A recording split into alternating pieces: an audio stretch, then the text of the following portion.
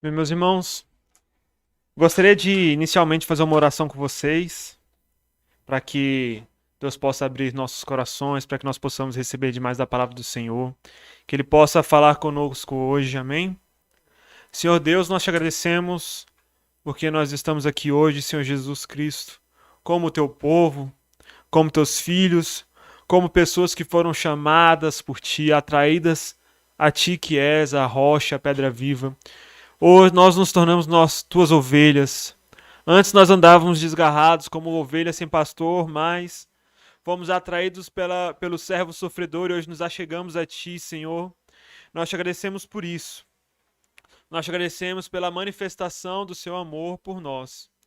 Senhor Jesus Cristo, nós oramos também que o teu Santo Espírito possa abrir nossas mentes, nossos corações, nossas mentes para que nós possamos entender e nossos corações para que nós possamos ser transformados à imagem e semelhança do teu Filho amado Jesus Cristo, nosso Senhor. Por isso, Pai, eu peço que as palavras da minha boca e o meditar do meu coração sejam agradáveis a Ti, que és a minha rocha, o meu Redentor. Amém. Meus irmãos, hoje é o domingo do Bom Pastor. Este é um dia em que a igreja medita sobre o papel de Jesus como o nosso bom pastor. É onde nós normalmente meditamos sobre o cuidado de Jesus por suas ovelhas. Hoje de manhã, o reverendo Afonso, lá na comunidade de Filadélfia, trouxe, na nossa igreja sede, trouxe a mensagem de que juntos nós devemos observar que as ovelhas conhecem a voz do seu pastor e a seguem. Ao contrário do ladrão, que veio apenas para matar, roubar e destruir, Jesus, como bom pastor, se manifestou para que nós tenhamos vida e vida em abundância. Jesus é o bom pastor, meus irmãos, que dá a vida por suas ovelhas. Na nossa leitura no Antigo Testamento, em Isaías capítulo 53, nós lemos que todos nós éramos como ovelhas que andávamos perdidos por aí. Mas nós fomos atraídos por essa imagem, uma imagem um tanto quanto estranha e assustadora, a de nosso Senhor, né? A de nosso Senhor Jesus Cristo, o servo sofredor. Todos nós andávamos como ovelhas sem pastor, mas ele levou sobre si as nossas transgressões. É o que Isaías 53 vai falar sobre Jesus. O bom pastor é aquele que dá a vida por suas ovelhas. É o que a gente leu em João capítulo 10, versículos 11, e depois Jesus repete isso no versículo 15, no finalzinho do versículo.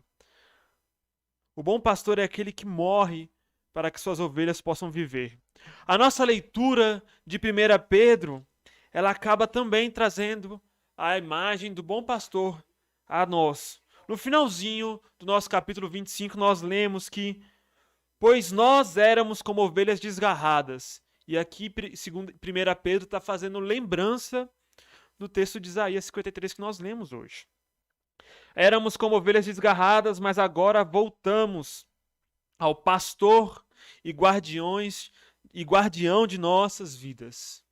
O bom pastor, nosso Senhor Jesus.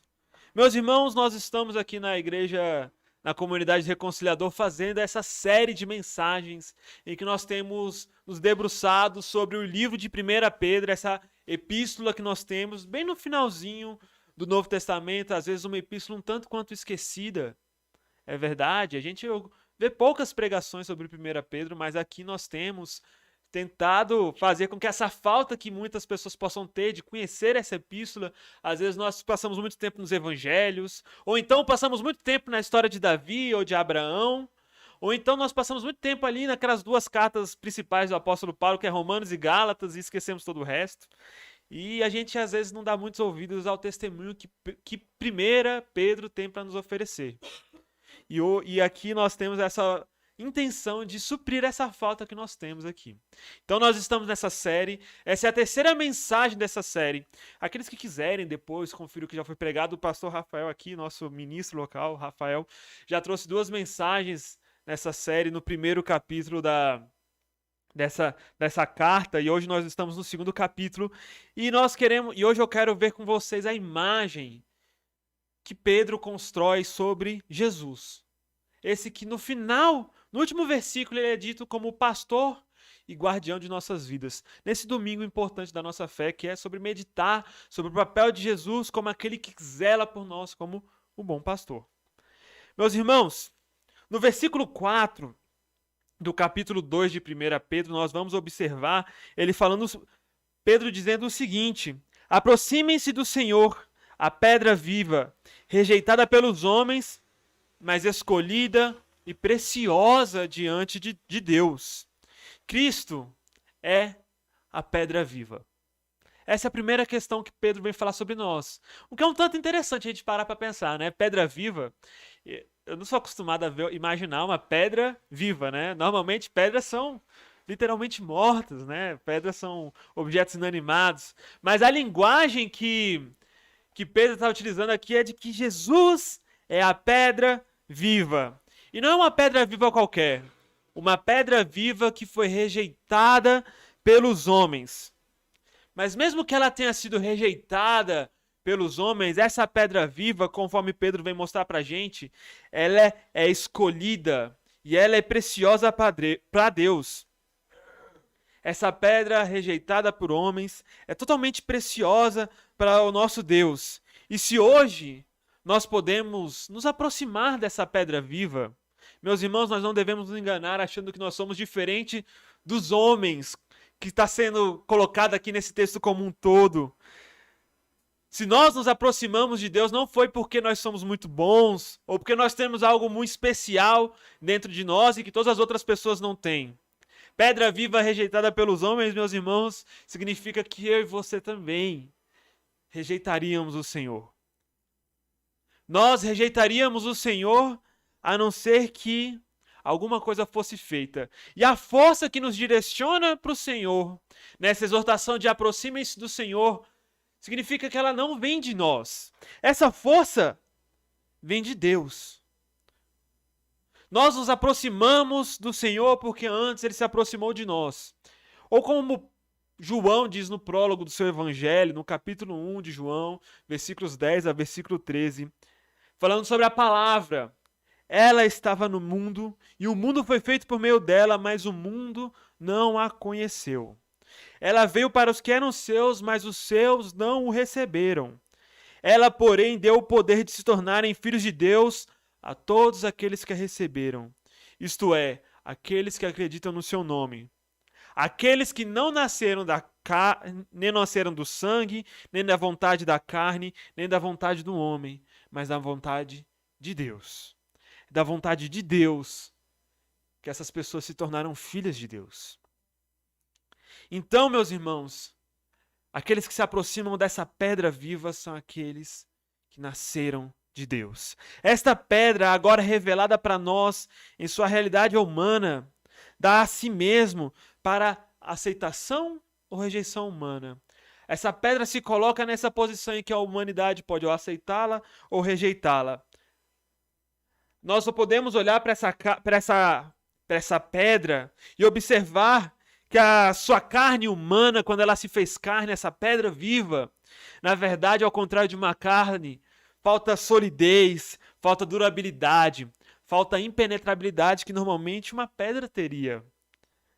Essa pedra, como ela se manifestou aos nossos olhos, ela é ordinária, ela é fraca, ela é matável, ela não pode morrer. Ela pode ser perfurada por espinhos, por pregos e por lanças. Não existe nada de escultural, onde nós fazemos esculturas, nessa pedra viva que é Jesus Cristo. Ou como o nosso texto diz, Isaías 53, não havia nenhuma beleza nem formosura para que nós pudéssemos olhar por ele. A pedra viva abriu mão de qualquer espécie de impenetrabilidade que uma rocha possa ter e decidiu se tornar carne para ser rejeitada pelos homens, ser crucificada e morrer. Mas dessa forma, sendo rejeitada pelos homens, Deus agiu e fez com que essa pedra rejeitada pelos homens, mas que é preciosa e escolhida perante Deus, pudesse atrair pessoas para si. Por isso Pedro fala, aproximem-se de Deus. Aproximem-se da pedra viva. Aproximem-se do Senhor, a pedra viva, rejeitada pelos homens, mas escolhida por Deus. Aqueles que vão na direção de Jesus, meus irmãos, a partir de agora vocês vão perceber que eles passam a participar de Jesus. E não é de se surpreender, então, meus irmãos, que a partir daqui vocês vão perceber que a comunidade do ressuscitado, ela é formada por aquelas pessoas que são espalhadas por aí, como ele fala no primeiro versículo. Pessoas que estão espalhadas pelas nações, que são estrangeiros e exilados.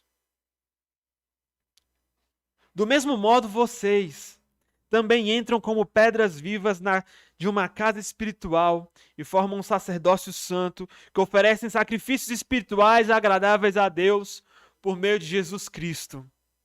Dessa forma, Jesus Cristo, que é a pedra espiritual, aqueles que se aproximam dele também passam a se tornar essa pedra viva com Jesus. E todos juntos, nós, igreja, e Jesus, nós passamos a construir esse edifício, que é o templo do Senhor.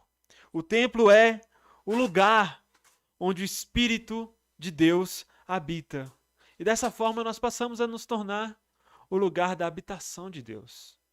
O Espírito habita em Jesus, e passando nós a habitar em Jesus também, o Espírito passa a habitar em nós. E todos nós juntos, reunidos, nos tornamos o templo vivo. Dessa forma, todos nós que vamos, adiante dessa pedra viva, juntos nos tornamos templo. E ele, que era o nosso sumo sacerdote que oferece e juntos nós nos tornamos como esse templo, um sacerdote. O sumo sacerdote de Deus para o mundo, agradáveis a Deus por meio de Jesus Cristo.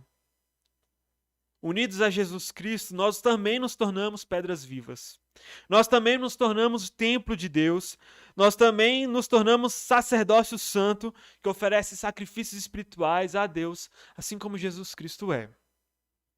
Ou como Douglas Harink fala, a igreja é o templo de Deus apenas porque Cristo é originalmente o templo. A igreja é o sacerdote de Deus somente porque Cristo é o sacerdote original. A igreja oferece sacrifícios aceitáveis somente porque o próprio Cristo é o sacrifício original de Deus. 1 Pedro está afirmando que a igreja que foi rejeitada, como nós podemos ver no primeiro capítulo, essa igreja que foi rejeitada, ela só foi rejeitada porque o seu Senhor também foi rejeitado. Dessa forma, assim como esse Senhor que foi rejeitado, nós somos rejeitados. Ele é o sumo sacerdote, também nós nos tornamos sumos sacerdotes de Deus no mundo. E nesse texto nós vamos continuando lendo nos próximos versículos, pois na Escritura se lê, eis que põe em Sião uma pedra angular, escolhida e preciosa, e quem se apoiar nela não fracassará. Para vocês que acreditam, ela será preciosa, mas para os que não acreditam, a pedra que os construtores rejeitaram tornou-se agora a pedra angular, uma pedra de tropeço, uma pedra de precipício. Eles tropeçam porque não acreditam na palavra. Esse era o destino deles. Mas vocês são geração escolhida, sacerdócio real, nação santa e povo adquirido de Deus, para proclamar as maravilhas daquele que os chamou das trevas para a sua maravilhosa luz. Vocês que antes não eram povo, agora são povo de Deus. Vocês não tinham alcançado misericórdia, mas agora alcançaram misericórdia. Meus irmãos, versículo 9, versículo 5. Esses dois versículos são utilizados para afirmar aquilo que nós chamamos de a doutrina do sacerdócio universal de todos os santos, de todos os crentes. E ela é fundamentada especificamente nesses dois versículos. Versículo 5, versículo 9 de 1 Pedro capítulo 2. E eu quero que vocês percebam uma coisa importante nesse texto, sobre o sacerdócio universal de todos os crentes. Pedro não está se referindo a todo indivíduo como sacerdote. O sacerdote aqui não é a pessoa individualmente. O sacerdote é a igreja como um todo. Sacerdote para o mundo. O corpo homogêneo da igreja faz esse sacerdócio, essa mediação entre Deus e as pessoas. Entre Deus e, mais especificamente, nesse versículo 9, entre Deus e as nações, entre o etnos, entre as etnias. E outro ponto importante. 1 Pedro aplica à igreja as mesmas palavras que Deus aplicou a Israel lá no Êxodo capítulo 19. Israel deveria ser uma nação sacerdotal, uma nação de realeza para todas as nações. Na nossa igreja nós temos alguns pastores presbíteros e alguns os consideram como sacerdotes. E dessa forma que esse texto é colocado, ela não nega, por exemplo, o papel especial de que algumas pessoas dentro da igreja tenham que executar essa função de sacerdote. Porque dentro de Israel, em Êxodo capítulo 19, que é dito que Israel era uma nação sacerdotal para o mundo, e o mundo deveria olhar para Israel como essa nação sacerdotal como um todo. Mesmo assim, dentro de Israel existiam pessoas com tarefas específicas que deveriam se desempenhar essas tarefas dentre as nações. A igreja como um todo é sacerdotal para o mundo, mas dentro da igreja existem pessoas com tarefas específicas a serem desempenhadas dessa forma também. Uma coisa não nega a outra, tá bom, meus irmãos? Mas ao mesmo tempo, todos nós, quando nós estamos juntos reunidos, não é somente uma pessoa, a vicária, que vai fazer esse papel. É a igreja como um todo. É o papel da igreja de nós, quando nós estamos reunidos, demonstrar para o mundo quem é Deus. Nós nos tornamos porta-vozes e mediadores do Evangelho. As pessoas olham para nós para conhecer a Deus. Por isso que muitas vezes aquilo que acontece dentro da igreja choca as pessoas. Porque a igreja deveria ser sacerdócio para o mundo. As pessoas deveriam olhar para a igreja e ver mediação.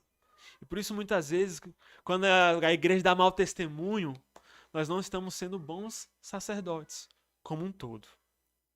O testemunho que nós temos que dar nesse texto é corporativo. Igreja como um todo. Amém, meus irmãos?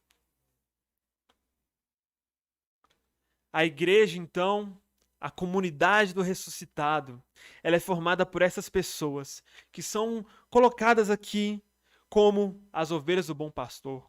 Ou então, aqueles que são pedras vivas desse templo santo, habitação de Deus. Ou então, essa geração que é escolhida, essa nação santa, povo adquirido por Deus.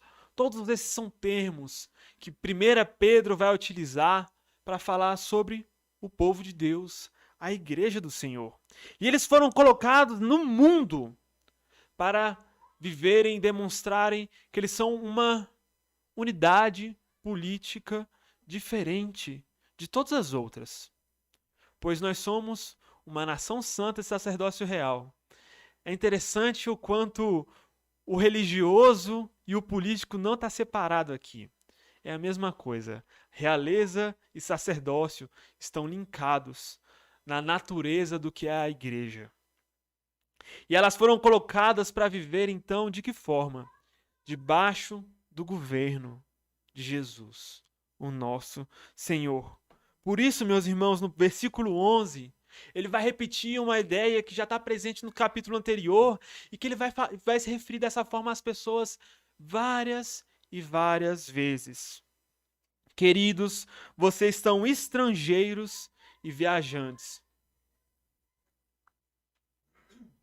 Vocês são estrangeiros. Outras traduções vão colocar como exilados entre as nações. Vocês estão espalhados entre as nações. Isso aqui é interessante, meus irmãos, perceber que todas essas pessoas a qual eles estão se referindo aqui, que é a igreja, é como se essas pessoas que são estrangeiras, que são exiladas, elas não estão no seu lar.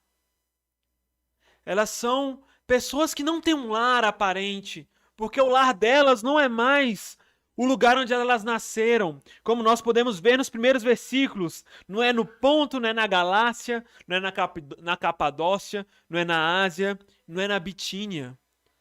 O lar delas é outro, meus irmãos.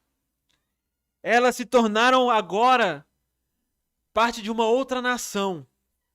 Não mais essas nações. Agora eles são uma nação santa, uma nova nação. Literalmente um novo corpo político que foi instituído. Uma nação que não existia passou a existir. Como ele fala, vocês que antes não eram povo, agora vocês são povo de Deus, para proclamar as maravilhas daquele que os chamou das trevas para a sua maravilhosa luz. É basicamente isso que está escrito no versículo 10 desse texto de hoje. Deus criou um povo por meio do seu chamado. A voz de Deus falou, e de onde não existia nada, algo veio a existir. Assim como no Gênesis, onde apenas havia o caos, Deus falou e ali surgiu vida. E o caos se tomou forma e do nada surgiram coisas. Deus falou, nos chamou e agora nós passamos a existir como igreja. A igreja surge no chamado de Deus, por meio da voz de Deus, que assim como na antiga criação fez o nada passar a existir, na nova criação faz a igreja existir. A voz de Deus nos chama e nós passamos a nos tornar um corpo. Ou então, como Tiago vem falar em Atos capítulo 15, versículo 14, desde o início Deus cuidou de escolher dentre as nações um povo dedicado ao seu nome. Dentre as nações, retirar pessoas das nações e fazer com que essas pessoas se tornassem uma nova nação, literalmente. E nação aqui, meus irmãos, no grego, eu não gosto muito de ficar falando do grego, mas às vezes é importante. No grego, nação é a palavra etnos. Etnos, etnia, vem daí.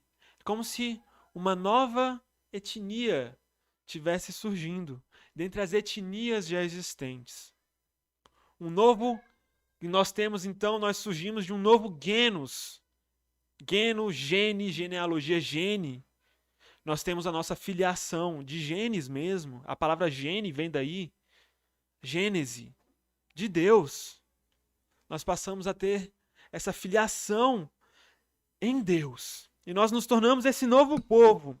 E dessa forma, como nação sacerdotal, que deve proclamar para as pessoas como a vida deve ser vivida, nós então temos umas exortações no resto do capítulo 2, a partir do versículo 11, sobre como nós devemos viver no mundo. Nós lemos então que nós recomendo que fiquem longe dos desejos sensuais, que fazem guerra contra o espírito. Comportem-se honradamente entre os pagãos, para que mesmo eles falando mal de vocês, como se vocês fossem malfeitores, ao verem as boas obras de vocês, glorifiquem ao Deus no dia da sua visita, ou na vinda de Deus. Logo depois, Pedro vai falar para as pessoas se submeterem às instituições governamentais, aos poderes. Ele vai falar isso, submetam-se aos governos.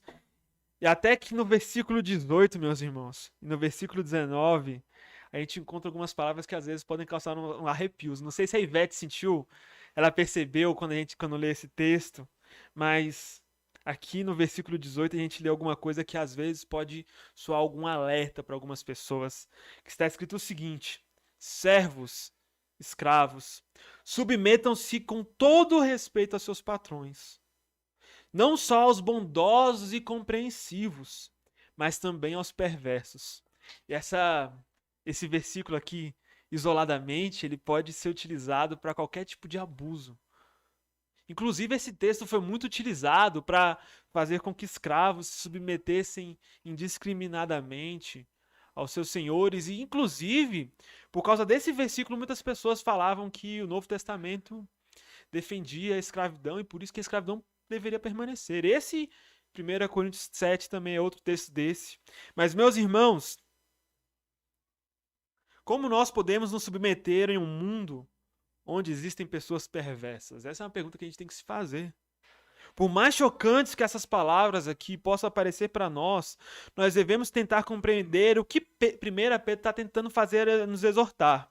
O ponto que a gente tem que enfatizar, que eu gostaria de enfatizar com vocês, é que escravos, aqueles que normalmente são desprezados e rejeitados, se você observar nos próximos versículos, eles se tornam um paradigma do caminho que todo cristão deveria trilhar. Eles são o exemplo. E não, meus irmãos, nós não podemos deixar de lembrar que os sofrimentos da escravidão são um mal terrível, são uma injustiça. E também não tenho que deixar de lembrar para vocês que no Novo Testamento, em nenhum lugar, se oferece nenhuma justificativa ou apoio para a escravidão ou qualquer outro sistema de dominação, opressão e crueldade. No Novo Testamento você não vai encontrar isso. Mas mesmo assim, ordens injustas e cruéis são realidades no nosso mundo. São realidades às quais a gente tem que lidar. E 1 Pedro não nos convoca a uma insurreição armada contra as ordens malignas que existem na nossa sociedade. 1 Pedro não possui uma visão irrealista dos mestres como pessoas boazinhas, que estão cuidando de você, dando comida, e por isso ele vai só te dar uma chibatada para você fazer o trabalho dele, né? 1 Pedro fala, eles podem ser até mesmo perversos. Mas ele lembra que eles não ficarão impunes. E convida os escravos a confiarem na justiça do Senhor. Não vai ficar impune essa situação toda. Mas o mais importante que ele tem a nos lembrar é que Jesus também se manifestou como servo. Jesus também compartilhou do escravo, do status de escravo, do status de servo. E os escravos, os servos, são aqueles que podem compartilhar da completude da vida, ressurreição e da ordem de Jesus. Essa ordem de Jesus de ser submisso, ela não deve se tornar um tijolo na construção desse edifício chamado status quo. Mas o Messias, Jesus Cristo, é o único que quebra de uma vez por todos os pecados, mentiras, traições, ameaças, abusos e violências de sistemas políticos, sociais e familiares que podem existir e que podem fazer com que pessoas venham se submeter a eles. E ao invés de Jesus dar a resposta para a injustiça com a resposta da forma como nós daríamos, de uma espécie de insurreição, ou pegando em armas para simplesmente tirar do poder esse injusto que está governando, ele carrega por nós os efeitos da injustiça. E ele carrega essa injustiça e todos os seus efeitos em seu próprio corpo.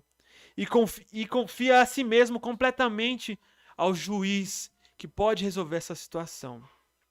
Dessa forma, então, 1 Pedro nos convida a olhar para a morte de Jesus de uma outra forma, como a gente às vezes olha muito pouco, da forma do exemplo. Não significa que 1 Pedro não tem uma teoria de como Jesus nos limpa do pecado, nos purifica do pecado. Ele até fala que ele carregou os nossos pecados em seu corpo no madeiro, a fim de que, mortos para o pecado, nós possamos ser libertos para a justiça. A morte de Jesus lidou com o problema do nosso pecado. Mas ela está apontando para a gente um aspecto importante. A morte de Jesus também serve de exemplo. E aquele texto que a gente leu de Isaías 53, e que muitas vezes nós lemos aquele texto e pensando apenas em Jesus Cristo como levando os nossos pecados até o final, a gente fala, aquilo é somente sobre Jesus. O movimento que Pedro faz a partir do versículo 21 até o versículo 25 é uma releitura de Isaías 53, mas colocando cada um de nós para que nós tenhamos essa imagem do servo sofredor como um exemplo por nós, como um exemplo de vida que nós deveríamos seguir também. O Isaías 53 e a mensagem do servo sofredor não serve apenas para que nós possamos ler na visão de 1 Pedro, ler e pensar, nossa, olha o que Jesus fez por mim. É também, assim como participantes de Jesus, que nós possamos, assim como Jesus sofreu isso por nós, que nós possamos sofrer isso pelos outros. Pelos outros. Ou como um autor vem colocar, muitas revoltas humanas violentas contra as ordens existentes, são tentativas de superar o pecado da injustiça. O pecado do regime ilegítimo, do regime opressor, o pecado que um mestre cruel vai fazer, ou o pecado do abusador contra as mulheres. Para se livrar das consequências de tal pecado e tornar o mundo muito melhor, né? Muitas vezes nós temos essa visão. E quem não veria imediatamente a justiça em tantas tentativas de desfazer as injustiças no mundo? Finalmente, a justiça finalmente ser feita, o equilíbrio ser restaurado e toda luta humana pela vida não se transforma em uma luta vazia atrás do vento. Meus irmãos, a luta pela justiça é o que nos torna totalmente humanos. Mas a história também nos revela que mesmo a luta pela justiça, que é boa, que é algo que faz parte da humanidade, ela não revela em detalhes totalmente abundantes e horríveis que a luta pela justiça não é apenas o filho da injustiça, mas muitas vezes a mãe de mais injustiças. E um movimento que acontece na história muitas vezes é que aquele que lutou pela justiça acaba fazendo injustiça novamente.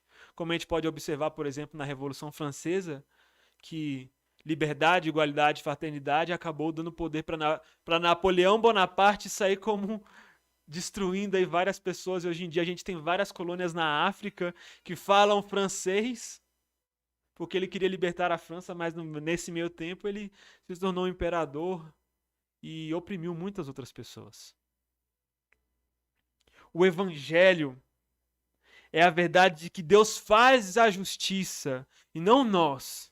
Deus faz a justiça por meio de Jesus Cristo. Deus guerreia contra a injustiça quando o seu Filho divino se torna carne e assume uma forma de escravo, entrando plenamente nos domínios mais profundos e amplos da injustiça, tornando-se vulnerável às consequências da injustiça no mundo, absorvendo seu poder destrutivo e deixando-se ser vencido pelos agentes da injustiça ao ser crucificado naquela cruz, por meio do julgamento mais injusto da história, pelas mãos das autoridades religiosas de Israel e do poder do Império Romano. Neste ato final de submissão ao poder da injustiça, Cristo revela a sua liberdade final de ser o verdadeiro justo. Isto é, em sua morte, honrar, servir e perdoar até mesmo os agentes da injustiça humana que assassinaram a Jesus, ao invés de infligir uma punição sobre eles. Jesus poderia simplesmente ter condenado aquelas pessoas, mas ele decidiu perdoar. Isso serve como exemplo para nós.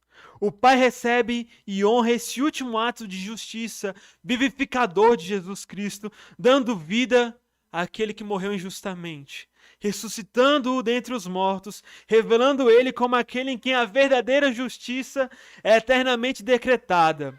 O Espírito Santo então nos atrai e nos liga a este justo que é Jesus Cristo, nosso Senhor, e nos torna participantes dessa justiça, e dessa forma nós somos justificados, meus irmãos, e nós passamos como justos a praticar essa justiça de Jesus e a viver no exemplo de Jesus Cristo. E nós nos tornamos um povo que aprende a abandonar as falsas promessas, todas as práticas e proteções dos governantes desse mundo terreno e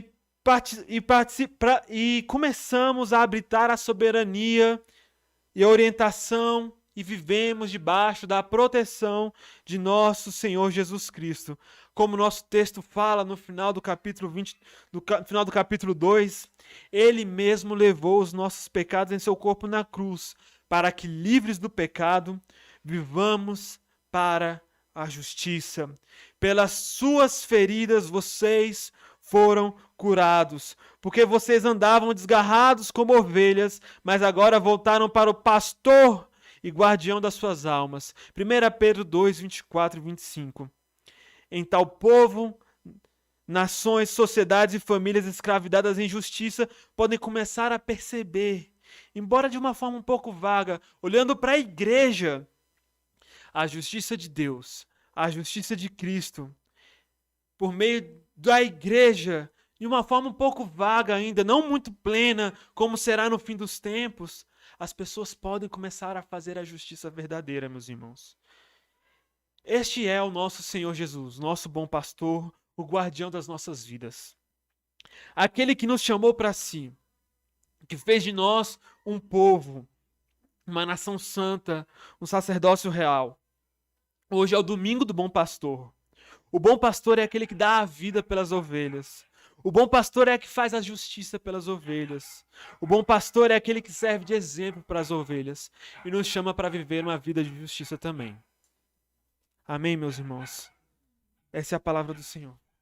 Vamos orar todos juntos. Senhor Jesus Cristo, nós te agradecemos porque tu se manifestou por nós como bom pastor.